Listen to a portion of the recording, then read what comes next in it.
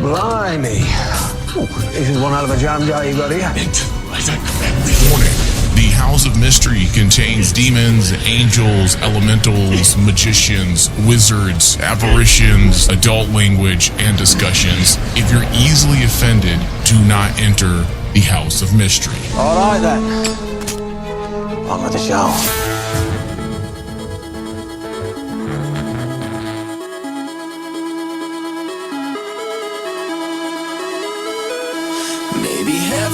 All right, hello, welcome everyone to the House of Mystery, the John Constantine and Friends podcast. I am Michael Flores, the curator and host, the squatter. I'm essentially just a squatter. And then the bisexual demon butler, David. Hello, David. Hello, everybody. Do you like that role I've given you? I can live with that. The bisexual butler. At least I'm safe inside the House of Mystery, not out there with all the crazy things like strange goblins. Has a good ring to it as well. The bisexual butler. Yeah, it sounds like a superhero. I think someone needs to go ahead and write that. It is I, the bisexual butler. I will fuck you and you. With my magic cock ring. Oh, wow. All right, so today we're going to be talking about Hellblazer issue 11 titled This Sceptred Island, or Isle, I should say. This Sceptred Isle, part 1, written by Simon Spurrier, art by Aaron Campbell, and Jordi Belair. All right, so we are just about at the end of the road here, Dave. Yes, we are. Just about a year ago, actually longer, a little over a year ago, we were given a beautiful one-shot that was supposed to launch a whole new era of John Constantine via Hellblazer. Unfortunately, that is not in the future for any of us Hellblazer fans. Yeah, but just because of a lot of mitigating circumstances. I mean, it's not even this series' fault. No, it's not. It really isn't. I mean, it isn't selling as well as it was. I will say that when the issues were first coming out at the comic book shops, good luck getting your hands on one. Yes. Now you go into a comic book shop and there's like 30 of them sitting there. But dude, just because, I mean, like the comic book market's completely changed since the beginning of this series. And oh yeah, well, a lot has happened. I think that's a major factor, is the fact that with everything changing the way it is, like both major comic book companies changing their format, titles like this that need the audience to push it forward are going to suffer because, well, the audience out there isn't able to actually carry this book, because you have to actually for such a, I hate to say that Hellblazer is an indie title, but it is. It's a very niche fan base that's almost like an indie title that you would expect from Image Comics and stuff. The only way those comics succeed is if the fan base out there, the readers are out there, are able to get their hands on the book. Yeah. That is not possible during this time. And I honestly think that it's because of the changing market. For sure, without a doubt. So, all right, so this is the penultimate issue. Yes. We have just one issue left, and the bigger story does take a big turn. Oh, it does. With bigger reveals, bigger excitement, a sex scene to boot. I don't know if that's a pleasant sex scene, though. Well, Constantine has weird taste to wanting to have sex. Making love on top of what was that, like a crypt, like a burial site? A burial site. Yeah, why not? That's hot. I like John Constantine's style. I know, it's so him. You expect that. It's just grimy. Here, it's grimy. I just banished an evil spirit. Come here, let's make love now. That's hot. Or even like it seems like he tricked the girl to having sex with him too. Well, I'm sure he was definitely grooming her. He's all, listen, I'm gonna, get rid of this evil spirit here, and then we're gonna. The way we have to bless this place. Yes, I'm gonna consecrate you. I'm gonna consecrate you. Yeah, so we find out that numerous side stories throughout the run are more connected than we had originally thought, and things that we thought were just simply connected in a very minor way are let's find a better word for connected. It's more appropriately described as intertwined. Intertwined, yes. Much deeper connections than we originally had thought. And I loved seeing how Spurrier crafts this story, taking this web of lunacy and madness that he's crafted for the past year and bring it all together by using a tried and true H.P. Lovecraft trope, and that's the fear of the unknown. This is something that Lovecraft made famous. Most people know this who are horror aficionados.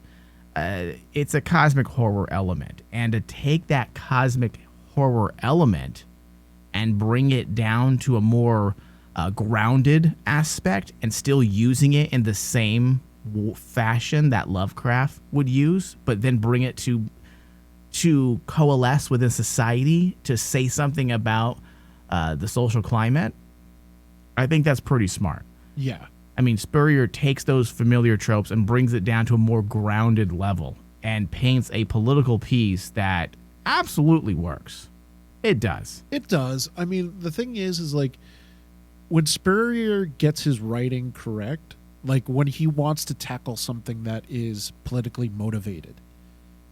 We've in past episodes we've said, hey, tone it down a little bit, but when he gets that perfect chemistry of his storytelling, that's where you see his true strength as a writer. And in this particular issue, you see it.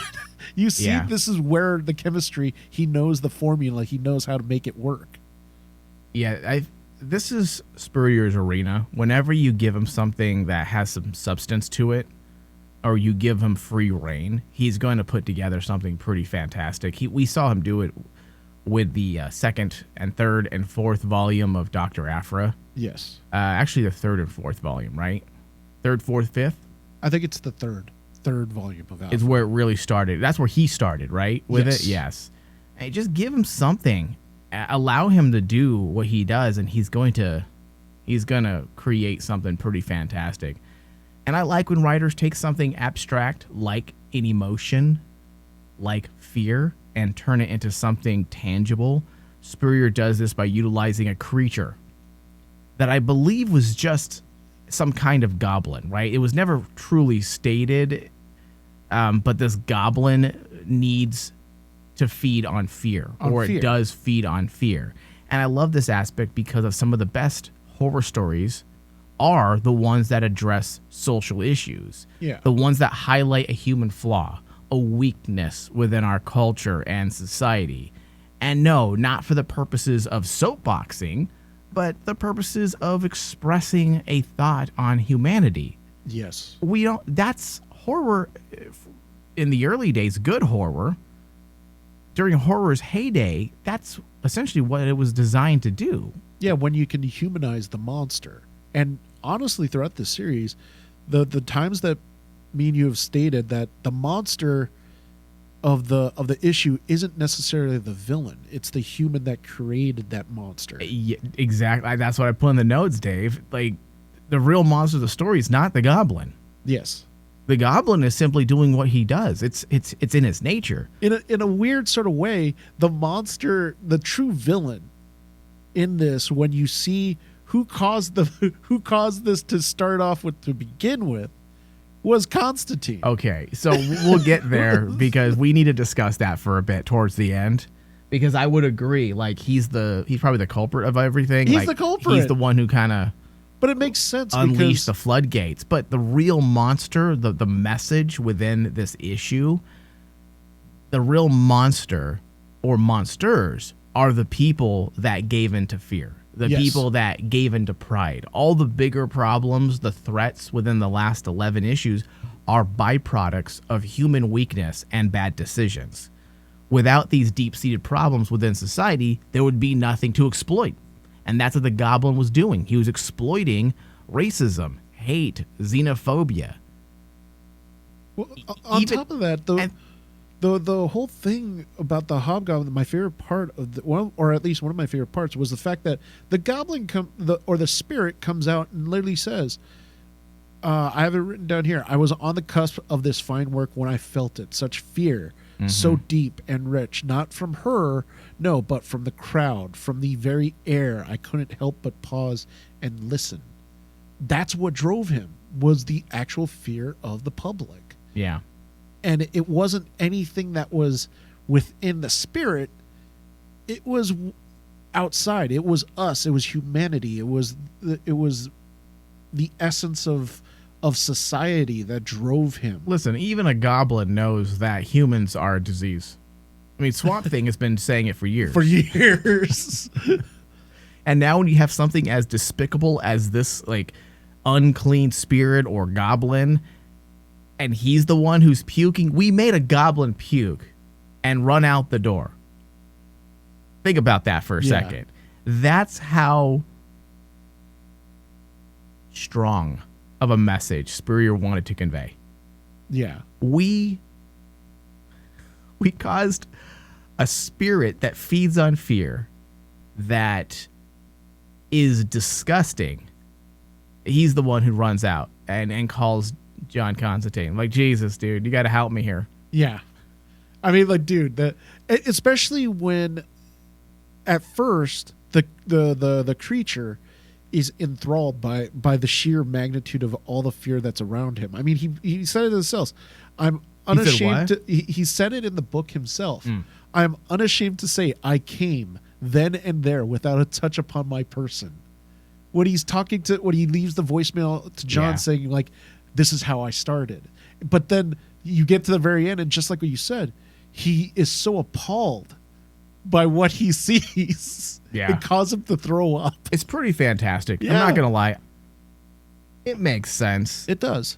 And when you see all these things that the goblin fed on fear, but then we even get to the greater threat of Old Man Constantine, which is about pride, as that was also a part of this issue as well. So let's quickly go through some of the details so we are clear on a few things, because this issue really did just boom, boom, boom, boom, boom, boom with detail. So I'm going to go through a list here, Dave, and I want to make sure we have it right, okay? So the monster or goblin that was used to transport the narrative had lived for centuries. Throughout history, he's had many faces and many names, and he terrorized people, created problems, all for the purposes of fear. At some point, he had a run-in with John Constantine, who was helping a woman that this goblin was tormenting. Yes. JC essentially used a spell that bound him below the ground for a decade. Good old Johnny Boy then fucked the woman on top of the ground where he was buried. Yes. The goblin felt disrespected. So after 10 years, when the spell had worn out, he was intent on getting revenge, but couldn't find John anywhere. Of course, as we know, he had been removed from the timeline. Yes. We are then led to believe, or could say, there was allusions to the fact that the goblin is one of the reasons John is alone and has no friends in this timeline. It had killed them, as we saw that connection to his previous friends that had moved to the U.S. We also are led to believe that the woman John saved from the goblin is Noah's mom. Is Noah's mom. He said that her son walked in while he was penetrating her mind. She woke up. They both saw things that they weren't supposed to, putting Noah's mom into a coma, and that's how Noah lost the ability to speak. Now, here's the thing that I thought of, too. Is he alluding to the fact that John could possibly be Noah's dad? Because this is the same woman who had sex with him on top of the grave. You know what? I didn't think about that. And it would make sense. That would be a good reveal at the end. Yeah, and I was like going, that is actually really cool. That's a cool point of thing why John may be, because down deep inside, John is a good person. He would instinctually be driven to help Noah out. Mm-hmm. Why? Why is he driven to help Noah out? Could John actually know that Noah could be his son? Hey, listen, that's a good theory, Dave, and that is definitely reasonable. I can definitely see that being a thing. Because it made me think back to the very first issue where we get introduced to Noah, John is hell-bent on helping Noah out. And listen, there's no time for a condom either. Let's be honest. Like, if you're like, all right, we just put this spirit to rest. Now come here, you. Oh, hold on a second. We're about to have some diabolical spell, ritualistic type sex in a cemetery. Hold on, let me put the condom on. No, come on, fuck the condom. That's not happening. And this is John Constantine, just like you said. He's the most despicable human being. Yeah, John's not using a condom. He's not. No way. Yeah, he's not using a condom. Let's be real. So the goblin then gets distracted when he takes notice of the current political divide, because apparently he's never felt so much fear in all of his existence. So he assumed the identity of Clem Thurso, a UK politician and MP, and exploited the heightened political unrest. Yeah. Okay, does that sound about right? Sounds about right. Yeah. In a nutshell, that's everything we essentially could derive from the goblin side of things? The goblin side of things, yes. Because there is a bigger game being played, especially when you get to the very end. Right. So now we see how Spurrier's run is twofold. There's more going on than we had originally been led to believe. Originally, Dave, we had assumed that old man Constantine had caused everything. Sure, he's doing some evil, diabolical type shit, but more and more it looks like our boy John Constantine is responsible for setting everything in motion. As you had mentioned a few moments ago, John's selfish desires to get laid seem to be the thing that set all of this in motion with the goblin, that then set his sights on the fear that was taking control of the UK, and eventually that fear emboldened the masses and turned to pride. Essentially a form of extreme nationalism, which we all know what that is. Yeah. And this is where old man John comes into play. The fear that turned into pride is where John Constantine comes in, because pride was a big part of the last issue. If you remember, old man JC had told John, I'm pride. Period. That's it. I'm pride.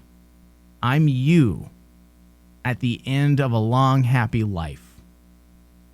So if this had started with fear, this entire story, the end game has everything to do with pride. With pride.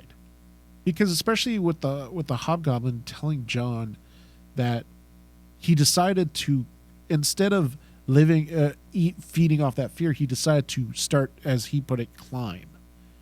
And he basically tells John, after 10 years, don't I deserve this? And that's a bit of pride. He's basically, there's a little pride in there from Rawhead, that's the goblin's name. Yeah. That he's done all this, he deserves this. This is his pride. This is his prideful work. Yeah. I also like the political subtext there pertaining to nationalism. Surprisingly, yeah. I actually pretty enjoyed that. Because we know that when people are emboldened, when a certain political thought, ideology, maybe a fringe element, or starts out as a fringe element, the idea of, let's say, xenophobia. And no one sets out to think, most people don't set out and say, I'm going to be racist. That's what I'm going to do. Yeah. Most people aren't aware. Sure, they're the people who are just filled with hate and are just straight up racist pieces of shit. Racism and prejudice are two very different things. And when we allow prejudice to take a hold of ourselves and control our decision making, we become fearful many times of things we don't understand. Then when we find a group of people who think like us, or we find a leader that rallies everyone together who have similar thoughts, similar ideas, and uses fear, exploits fear, right? Yeah. You embolden these individuals. And that fear subsides because they found other members, other people that feel like them. And that's how you then become an emboldened group. Exactly. And that leads to pride. So I like that. And essentially that is what nationalism is to a degree. For those that aren't aware of what nationalism is, it's basically the identification with one's own nation and support for its interests, especially to the exclusion or detriment of the interests of other nations. So, by definition, I don't want to say nationalism is awful. You should have pride.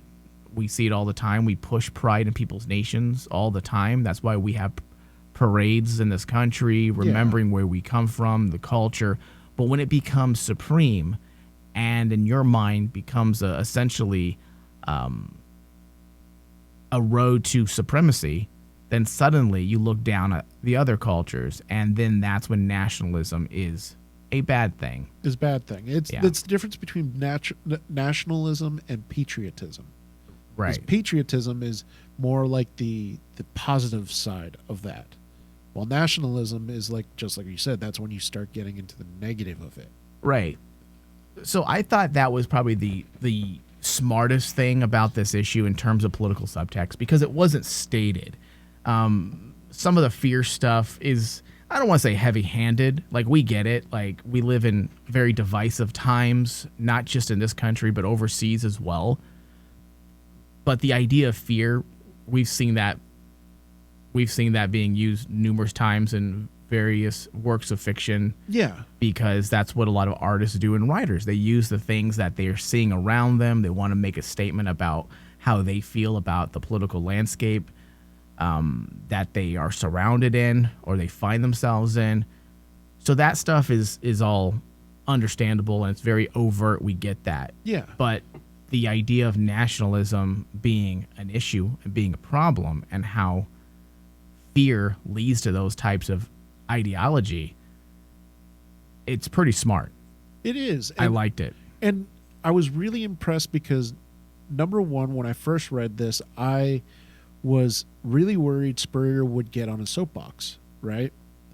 And basically try to make this as an agenda. But in actuality, when you think about it, when I read this for a second time, I was like going, do I feel like I'm being finger pointed at? No. Because he uses the concept of, like what you said, fear. It's kind of like that global unifying thought that basically we all, doesn't matter where we're from, doesn't matter like, your race, doesn't matter about your country of origin, everyone understands fear. Everyone understands, like, this is how a concept like government can go. All governments go like this. It's neither our government, Russia, whatever you call it. So in a lot of ways, the second time I read this, I didn't feel like he was trying to force an agenda. No, it's just facts. But yeah, trying to put forth a concept. Well, and this is something we've heard. First off, it's been around since the dawn of politics. The usage of fear. Fear has been used to control groups of people, nations of people for eons. But even within our, let's say, the last couple decades, let's say since post 9/11, there was a statement that Spurrier made as well in this issue about once we lose, I forgot the exact wording, but he alluded to the fact that fear, it comes in different names. And once we get over this fear, we'll just find something new to be afraid of.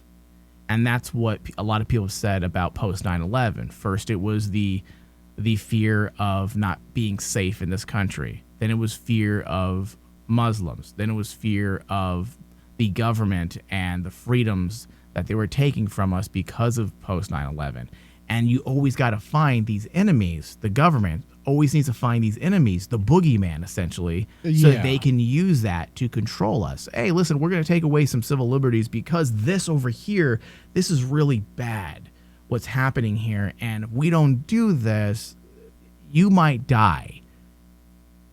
They might rape you. They might steal from you. They might take your grandmother's purse on the street. So we need to make sure you guys understand these threats here. And we see governments do this all the time. It's how they maintain a form of control. And all governments do it, and all politicians do it. That's why I didn't get upset about alleged soapboxing, because I did see some people making comments about the politics. And number one, you're dealing with a story that started off political. Number two, you're dealing with Constantine. You're always a good Constantine story is always delving into social issues. And the aspect of fear and race, those are very real problems. They are. And it's not like he's blaming one group. He's not drawing a line in the sand and saying, hey, if you think like this, you're racist. He's simply saying, look what fear does. Yeah. And also explaining that fear is a concept that's been with us since we were caveman. And we're victims. All of us are victims of fear. These things that happen to the people in the UK in the story here can easily happen to every single one of us if we don't exercise caution. So it's more of a cautionary tale than a soapboxing tale. And that's why ultimately the politics works for me. Spurrier is firing shots at humanity. If anyone should be triggered, it should be the human race. It should be the human race. The human species. Yeah. And that's why I like is like he's not aiming for a specific group. He is aiming at all of us. He's putting the microscope over serious human flaws. Period. He's not focusing on any one group. He's saying we're all pieces of shit. Be careful. I mean, I really liked how this despicable goblin monster was so appalled and disgusted. That was the biggest cannon to humanity of this entire issue. It wasn't just Spurrier firing shots. He set up a cannon, a surface-to-air missile. That's even better, and just launched it. That reveal where the goblin just runs out the door. That's a strong message on just how sick we are as a society currently. And it ties with the overall concept that Spurrier has done throughout the entire series where the monster is the victim. The monster is not the one that basically is what we should be scared of. The monster is the byproduct. The monster is the byproduct. The guy that you got to be scared of is the one who created that monster. And it's also, exactly, Dave, and it's also something that a lot of people are unaware of. That's why this issue here is very multi-leveled in what it's trying to do. Yes. Because we as humans, as a civilization, especially in this country right now, currently in the United States, we never want to tackle the actual root of the problem. We tackle the byproduct. So how do we stop gun violence? Well, let's get rid of guns. But that's not going to solve violence. Yeah. What's going to solve violence? What's going to solve racism? What's going to solve hate? Once we figure out the reasons these things happen, then we'll solve the problems. Yeah. And that's the allegory of this issue, and not just this issue, but the issues that all involve monsters, where the monster is not the problem. It's the byproduct of the root. Of the root. Of the actual issue. Yeah. I mean, it's like if you look at every single quote-unquote monster in the past couple of issues, the hobo and the angels. The hobo angels, racist. The angels aren't the monster. It's the racism of the hobo that created the angels. Right. Then you have the racist ghost. The ghost is not the monster. The monster is the racism that created the ghost. The greed is what created the mermaid. The mermaid's the monster. Then you get the unicorn, and it's the corruption of that one politician created the disfigured unicorn. Humans. Every single one of the villains, the real villains, has been human. Human flaws, human weakness, prejudice, racism, fear, misogyny, sexism, perversion. So when people get mad and say, "Oh, you're drawing the line in the sand, Spurrier, you're pointing your finger at people and calling them racist," I'm like, dude, you're not really looking into the stories. Yeah. Like, it's so much deeper than just that. Yeah. Oh, especially when you get to this issue, and then in the very end, you get the overall concept of the monster in this one. Now, the monster isn't the hobgoblin. The monster is the thing that scared the hobgoblin from the beginning. And you find out that basically it's this cult From the beginning. Oh yeah. The cult and what they're doing to basically this another mythical creature. Yeah, and that was a little strange, Dave. I felt very uncomfortable. You and me both. Listen, that's something that we all do on a Friday night in the House of Mystery. But we don't have this in our basement. And I usually do it alone. It's not a group fucking. It's not a group fucking. It's not an orgy. I'm not into fucking giants with a bunch of people. And here's the thing. It's not even if they were it's not even the fact that the cult was having sex with the giant. They were cutting into the giant and having sex with it. Fucking holes. And fucking holes. And like for me, were there dildos attached to them too? No, I think those were stakes that they can keep the holes open. Okay, because it looked like some of them were writing the holes or writing the stakes then. Yeah. Listen, I will never think I have a perverted mind again because Spurrier takes the cake. Hey, you know me. I'm as dark as you could get with being a pervert. Yeah. But this crosses my line. This crosses your line. Like, this crosses my line. Listen, I'm the bisexual butler here, and this is just weird. All right, come on now, come on. I mean, like when it takes basically cutting into something, and then you just slide right in, or you stick a stake in through it, and then you slide on the stake. No, that's too much. Yeah. That's too much. But the thing is like it takes a mythical figure again, the giant, which if you know English lore and Arthurian lore, that's what Spurrier was using to kind of bring in the mythological aspect of it. It wasn't the hobgoblin, it was the giants that basically if you know British lore, the giants are the ones that basically started Britain. Okay, so we'll probably find out their connection, what the connection is later, but I think the point of that scene was just to isolate and what's the proper way to say this, or the way I'm trying to say this? It's sheer depravity. Yeah. And that's the point. Just uncontrolled, unrestrained depravity. And that is also very on par with everything that this issue had revealed. And humanity as a whole. Spurrier hates people. I think he hates... I think he does. And listen, Spurrier, I hate people too. So I'm right there with you, buddy. People are disgusting, foul, horrible creatures. I'd rather live in a jungle with a bunch of animals. They're innocent. They're naive. They know not what they do. Humans, on the other hand, are vile. They fuck giants. And the thing is, I love the fact this is a perfect story for Constantine. Because at the very end, the one person that everyone in DC fandom always says, John Constantine's the most despicable person on the face of the planet. People that don't know John Constantine's stories and truly understand the character. Yeah. That's why New 52 could jump off a cliff. And then all of a sudden, at the very end, even Constantine's like going, God damn humanity. Well, I just love that Spurrier gave Constantine's shock a full page. Yes. No, he went even more than a full page, because you get to the shot where he sees everything and he's still in shock, and then Barry from the beginning, the guy that Constantine screwed over, basically is one of the guards, and Constantine's still in shock and runs down the hall. That's the best part. He runs. He like, oh, later. That was 2 fingers up too. It was like peace. And like Barry's like, do you want me to let him know that you're here? I mean, do you want to join in? And Barry's like, I'm like going, that has to be the most disgusting thing by far. And I don't blame Constantine for running out of the door.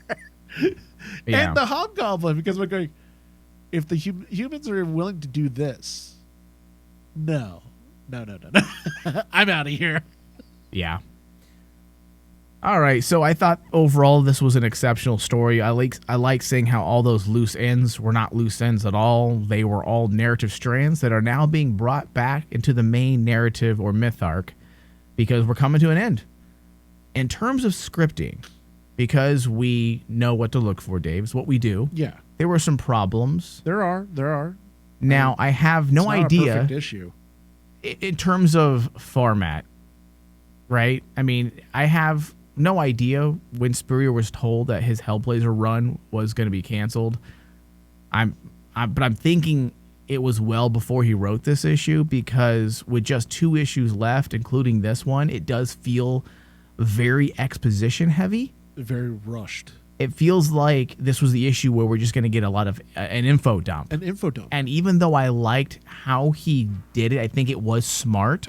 The story works and the connections all make sense. I can't help that I get the impression that he had to write the issue like this because he was running out of time, because he was told, hey, you guys are done with issue 12. Yeah, because like if all those reveals and connections told through a voicemail, it felt a bit like a cheat. Now, mind you, a cheat that worked, it did, but because we do reviews critically, it is noticeable. Yeah, because like the thing is, when you take a look at it, and after I read this the second time, I basically said, if Spurrier knew that he only had 12 issues to tell his story, or about 12 issues, and I don't think he would have just in one issue dumped everything into exposition. It does feel like he would have spaced it out more. I would think he would. Now, I know they had said on social media, I believe Aaron Campbell and Spurrier both had said that they had planned on ending the story at 12, this immediate story, that there was an ending already set, so it's not going to be a big problem, they said, with the title being canceled, because there was some fear that we wouldn't get a conclusion. Yeah. And he said, well, my story had originally planned to wrap by 12 anyways. His immediate story could be wrapped, but I have a feeling that there's other elements that probably were going to be pulled over a little longer. Yes. But the issue pertaining to Old Man Constantine probably was going to be wrapped. Absolutely, that makes sense. Yeah. But all the other connections with the Goblin, it feels like a lot all of a sudden. Yeah. And even though it does make sense, because listen, we saw all those things, and having the Goblin be a part of it and using that Goblin as a way to bring everything together, listen, that fucking works. We've seen this politician from the very beginning. All of it works, and it is actually really fucking smart. I'm not saying it's not. I'm saying that I don't feel like this was the original plan to express some of these ideas. But because Spurrier is a top-notch writer, it seems like he took what he was given and said, all right, I'm going to fucking make this work for me. That's what it feels like. He shoved that circle into the square, and he made it work for the purposes of his story. Yeah, and that's what it feels like. Is like he took basically he took the broken eggs and made an omelet out of it. Yeah, there you go, Dave. Yeah. And like he did the best that I think he could have done, because a lot of the concepts that he introduced here feel like they were part of the second run that was going to probably follow after this. Possibly. Because when you look, let's contrast it with issue 9. Because issue 9, you can also say, has a lot of exposition, right? Yes. But it's done differently. It's done differently. Because you're in a dream sequence, and because you have those clever moments where Constantine tricks Old Man Constantine into spilling the beans. Those are things that are more believable logically why Old Man Constantine would start spilling some facts, dropping some truths, because of reasons.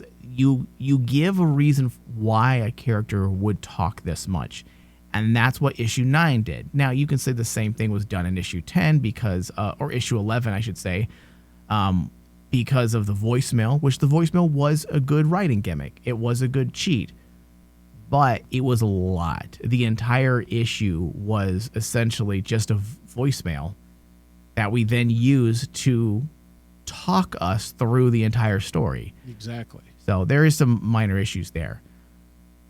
The art was fine. Aaron Campbell coming back. There are some issues I have with Aaron Campbell's art. I think his art is exceptional, and the guy is a true artiste. Yes. Like, he's a genius. But there are moments where I would like to see him pull back a little bit on his style, because some of the art is just really hard to see. Well, and it takes away from the script. It just does a little bit. It makes it a little harder to understand what's going on because you're trying to analyze every panel. And listen, I'm okay with doing that. I like reading the panels. When I say reading, I mean examine the panels. I like doing that. I feel like that's part of the comic book reading process. However, when I can't really make things out on the printed version, so I have to pull up my digital version and zoom in to see some of the things because some of the colors are just very blown out. And I don't know if that's Campbell or if that's Bel Air. I don't know. But I would like to see not so much blown out imagery.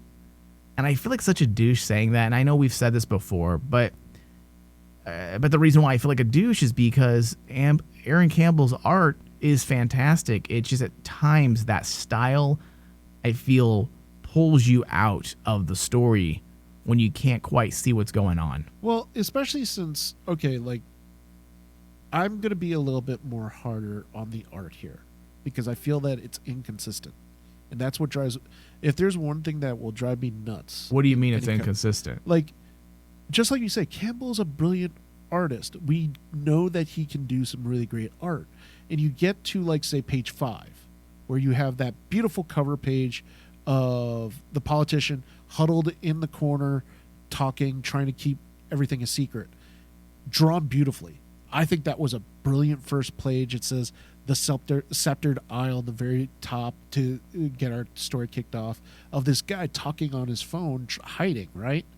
But then you jump to the next page and suddenly everything's blown out in red because he's talking about his life, and it starts, they called me Bogart. But how is that inconsistent, though? Because you have such great detail in the beginning page, and then the next page, everything's all muddled. I can't tell what the hell's going on with all the reds and the blacks all meddled together. But wouldn't you say that's consistent with his overall style for every issue he does? Because if you go back, every single monster scene is a blown out red color. I would agree. I would agree. Now, we know he doesn't do the coloring. Yeah. Bel Air does the coloring. So, again, I wonder, is that Campbell or is that Bel Air? I would agree. But then just to show that he can show great detail with the art, the following page where you have Constantine sitting on the grave talking to the girl, that is beautifully drawn. That's fantastic. It's beautifully drawn. You get the expression of John as the smarmy guy smoking the cigarette, sitting cross-legged on the aisle, perfectly detailed. And I'm like going, okay, so why can't we get this? So what are you trying to say then? You want more detail. I want more detail. Like, if I get, like what you said, creatively, this is something that Campbell's been playing around with. The monsters are constantly all jumbled up. They're all muddled together. But the one thing that we've been consistently saying every single time he does this is we want to see more detail. What the hell is the monster doing? We can't even tell. No, because it's just it looks jumbled. It looks jumbled. There's a bunch of colors and lines and things just kind of thrown together. So I do agree with you. I'm just trying to help you get your point across. And yeah, I mean, like, that's the ultimate thing that I would say is, like, the consistency of detail. How's that? I don't agree with the consistency aspect. I just feel like that's a style, Dave. And can we say it's inconsistent if it's his style that has been consistent? I think you should just. I think a better way of saying it, Dave, is you just don't like it. Yeah, I have to say it may not be your cup of tea. But I would say if we were to describe it as inconsistent, I feel like that would be false because it's not inconsistent. It's actually consistent with everything he's done. It's just basically the details. I think possibly you just aren't keen on his style when it comes to his choice of writing a scene out when it pertains to monsters. Because when we're dealing with Constantine and we're dealing with the regular part of the story on all issues he writes or draws, it looks fine. But the moment we get into the monster aspects, we lose detail. Sometimes we can't even really make out what's happening with the monster. And possibly maybe there's a H.P. Lovecraft aspect to his art. You know, the fear of the unknown, the cosmic horror aspect where you can't quite make out what you're supposed to be afraid of. I don't know. For me, it doesn't always work. Aaron Campbell's art is amazing. It's amazing. I could see it literally, and we say this every time. I can see his art in an art show, and people would spend thousands of dollars to own his art. But some of it sometimes is a little too abstract, and it does pull you out, right? It pulls you is out. that I guess what you're trying to say? Yeah, it pulls you out. I mean, like, I think you hit it on the head when it comes to him translating a story, right? Like what you said, translating the words of the page to the art. Campbell can sometimes not get there for some strange reason. He just can't get the great details out. And maybe it is, which maybe is a it's little his style, which is a little frustrating because he has such a wonderful look to his. There is such a wonderful look to his art most of the time. In an issue, you're looking at 80% of it is just fine.